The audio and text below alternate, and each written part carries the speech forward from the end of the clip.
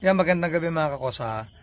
May mga hindi pa din masyadong naiintindihan yung sistema natin. So paliwanag uli natin kahit sa 2 minuto. Mga kakosa, kung ang in-order nyo is 4 months old, kailangan bago mag-4 na buwan, bayad nyo na po yun before ko po ibigay ang manok nyo. Pag kayo naman po is ready to breed ang inyong kinuha, dapat po before 7 months po, or 7 months na kukunin nyo na, dapat bayad nyo na din po uli ang inyong mga in-order na manok. Mga kakosa, tapos dun po sa ang dami kong nabasang comment na hindi daw makita yung aking Facebook account, yung A_EN_GF. So ito mga kakosa, papakita ko na sa inyo, para hindi na kayo maligaw. Ito po ang aking Facebook account. Yan, bali add nyo lang po yan. Yan, ako po yan mga kakosa, Ayan. Tapos po mga kakosa, legit po yung Facebook account ng asawa ko. Yan. Si ANA Madam. So akin din po yan sa asawa ko dahil siya po ang nagmo-monitor ng mga order po. So kung hindi nyo makita yung ANA-GF, i-add nyo po ito. Yan mga kakosa, add nyo po yan. At pag hindi nyo pa din po nakita ito, ayan, pag hindi nyo naman nakita yung sa asawa ko, yung ANA Madam, ito na. Ito po yung aking farm manager na si Kendall Rosario. So hindi na po kayo maliligaw. Yan. Tapos, yun mga kakosa, pinakita ko na yung Facebook account ko ng asawa ko at nung farm manager natin At kung gusto nyo ako mga kakosa makakontakt, ang cellphone number ko po is 0956-531-5795. Ulitin ko pa mga kakosa, 0956-531-5795. Yan. So mga kakosa, eto kaya ko lang ay dinagdag to sa video ko dahil po gusto ko po ulit may paliwanag dun sa mga medyo hindi nila naintindihan sistema natin. Yan, maraming salamat po. Sana po tapusin nyo po ang bidyong kasunod nito. At pagkatapos po ng bidyong ito na mapapanood yung kasunod, doon ko po ulit isa-shoutout yung ating mga isa-shoutout. Yan, magandang umaga po sa inyo mga kakosa. Papakita ko sa inyo yung yung mga tao natin kung nasan sila mga pwesto ngayon. At yan ang trabaho nila dito sa akin araw-araw. Ito mga idol, ito si James. Yan, bali mekanika nila silang pwesto, So siya siya yung maintenance, ng paglilinis dito sa farm. Although kahit tapos na yung iba, pag kunwari natapos na yung isa sa gawa ay nagtutulong-tulong sila. Ito yung maganda na sistema ng aking farm na sila nagkakaisa. At yan, ito naman yung natin, yung tinuturuan natin bagong handler natin, i-zoom natin. Ayan. Ayan, magsusubo po yan ng gamot.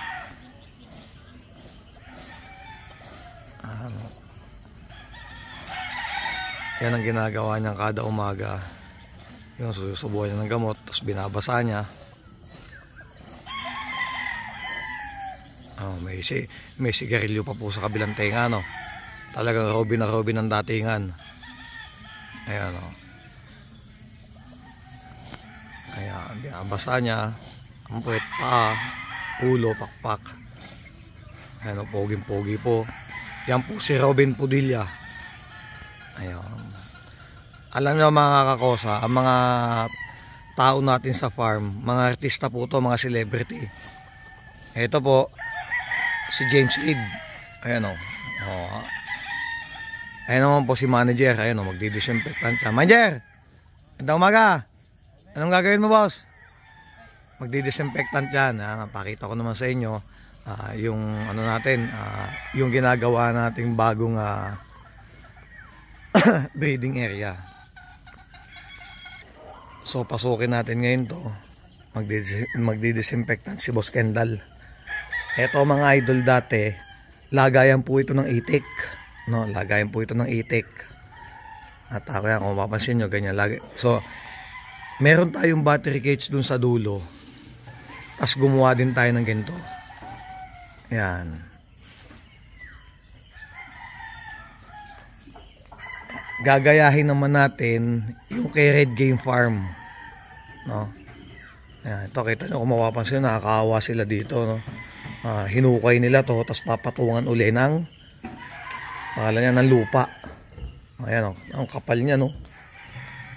Yan, napakakapal. Tinanggal nila yan. Ayan, tatanggalin yan mga kakosa, no?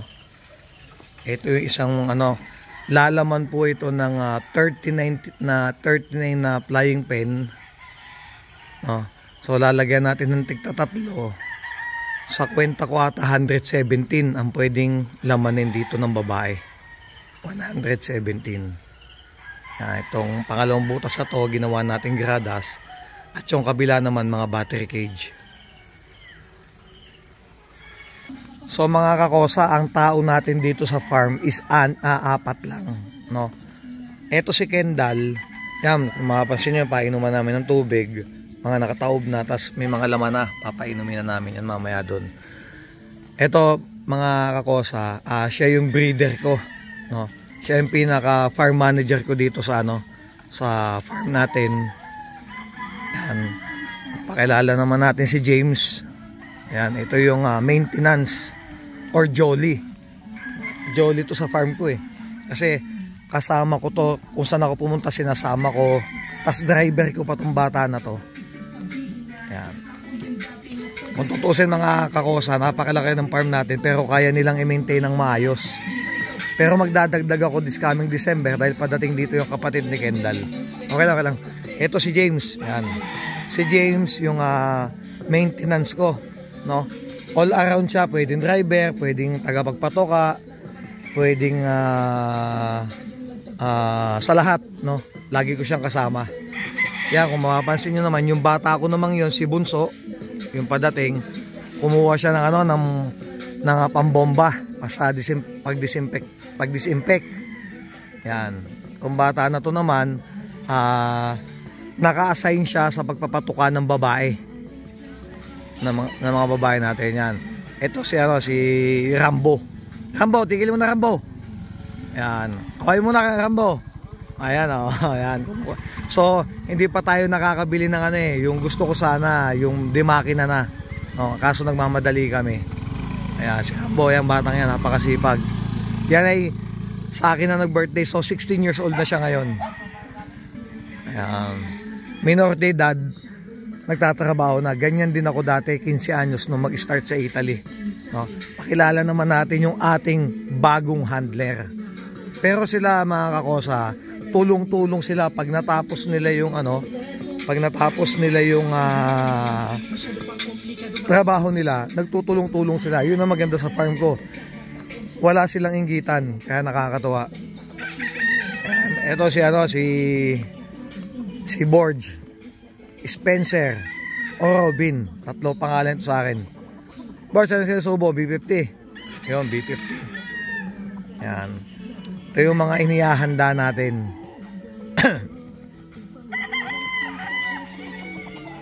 Ayan. Ito, napakatutok ng bata na to.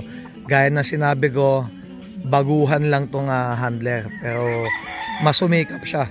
Nasubukan mo na, Barge? Masumikap siyang magtrabaho. So natutuwa tayo. Ayan. Ayan, ganun lang kami dito kasimple mga kakosa.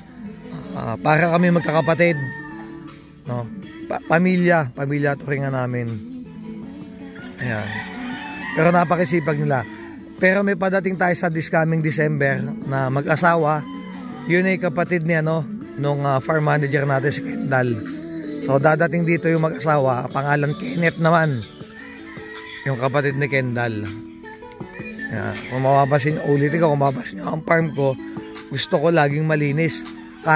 Pero dito hindi mo ma-maintain talaga na sobrang linis dahil medyo may may puno talaga. Ang lalaki ng puno. So yan ginagawa nila. Mamaya yan mapapansin nyo, tulong-tulong na uli yan pag mga nakatapos sila dun sa dun sa ginagawa nila. Yan mga kakosa, nagdidisinfectant na si Rambo, no? Ito yung pinaka-Rambo ng farm namin. Siyempre, di mawawala ang pamamahala ni ng ating farm manager. Ayun, no. Ako mga kakosa, pinapakilala ko talaga mga tao natin sa farm dahil sila yung para sa akin sila yung haligi ng farm ko. Kumbaga ako tagapayo lang. Pero tumutulong tayo, no? Tumutulong tayo.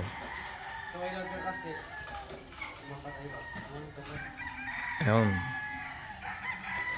Hindi kailangan talaga natin makabili ng makina para mas malakas. Ha? Dito? Bali mga kakosa, ito yung mga gagamitin natin ngayon Ito yung mga babae natin. Dito sa nakalagay dito, mahigit 40 heads. Yung mga babae natin dito. Ano? Nandun naman yung mga broodstag, broodcock natin. Ito yung mga babae natin, Ayan, mga babae natin. Kompleto yan, Ayan, may super Golden Boy, yung Super Dome, ayan, Boston, yung 5K. Ito, yung mga babae natin, Ayan, so punta tayo doon sa mag-aakyat na po kami ngayon ng babae, kaya pinapamadali ko sa kanila na matapos at baka mahuli tayo. Pero ako talaga sa breeding namin, ayoko na sobrang aga kasi maagang maglugon, maagang maglugon yung mga ibi natin pag born ng napakaaga. Eto mga kakosa, yung ating mga babaeng gagamitin. Yung iba mga kakosa, ibang farm, nag-start na sila siguro na magpalahi or magpaitlog. Ako hindi pa. Gusto ko kasi talaga born sa akin October ng katapusan or first week ng November. Eto mga kakosa, yan ang ating mga babaeng gagamitin. So meron tayong babae ditong 240. Lahat na 240. Yan, kasi kailangan ko talaga magpadami ngayon dahil medyo madami tayong order. Kompleto yan, nandiyan ang mga blues, imported, super domes, white. Yan, 5K, Golden Boy ni Red, Boston ni Red. Ayan, Tornado Hatch natin meron. Ayan sila mga kakosa. Ayan. Ayan, dito tayo masaya ayan, yan tayo masaya. Na hindi mo mababayadan. Ayan mga kakosa. Ayan sila mga proven natin na blues. Dami nito mga kakosa. Ayan.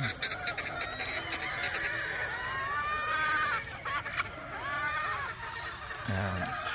Bali itong si Kendall, yung farm manager natin, all around po ito.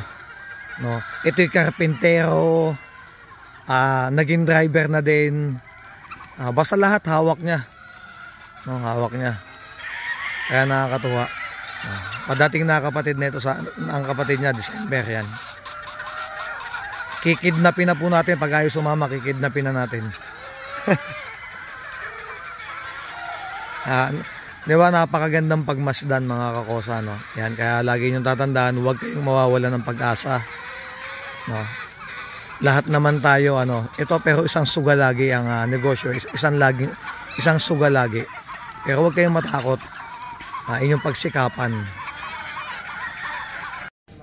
Yan mga idol, ito yung nilalagyan natin ng ipa. So yung mga yan, yung mga babae natin na to, ayan. Lagyan natin ng ipa para mas masarap ang pagkakahig ng ating mga babae. Ayan to, lalagyan din natin lahat to. Ito, unti-unti na kami nang huhuli ng babae. So ayan ang mga babae natin. Ayan. Ito yung mga dome natin. Ayan, mga super dome. Ito yung Raptor natin. Nabili natin kay Red, 15K each. 15,000 ang bili ko dito. Ang isa. Ito mga golden girls natin. Ayan. Ayan. Ito yung winner natin blues. Ito yung mga golden boy natin na babae. Ayan, mga golden girls. Ayan sila. Ito naman si triple na makulit. Ayan. So hulihin natin yung iba. Baka mamayang gabi na namin sila hulihin. No. Ayan. Ayan si engineer. Simula ngayon, huwag nyo tatawagin Kendall to, engineer. Si engineer. Kinakalaykay. Ayun o. Walang kali-alikabok.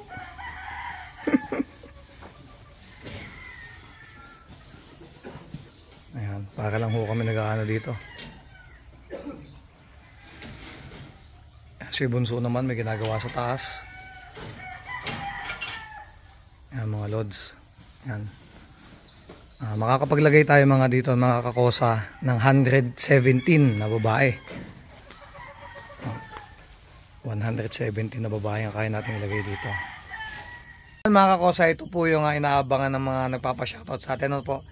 Unahin po natin si Sir Alvin Riquinilla, Adonis Carambas from Qatar, Fernando Palmos, Nico Valdez Nueva, Mark Javier, Alvarez family from Zamboanga City yan ha. Kapilido pa pala kita, baka kakosa, baka kamag-anak pa kita no. Kay Jojo Acosta, Tunang Say TV, yan, baka pwede, ano, hindi ko alam kung anong kanyang content no. Syempre di mawala ang ano, yung Gary Pineda, yan kay paring Gary Pineda. So ito kumuha sa atin to ng trayo at umorder pa din po sila na madaming trayo. Yan, Pineda Asuncion Game Farm, ang kanilang game farm. At kay Eugene Dilana from Kuwait, kay AR1272, kay Andrew Tan from Butuan City, Teodoro Handayan, Mark Kahuya from Rizal, Edwin, kay paring Edwin Manuel, yan kumuha din sa atin yan last year.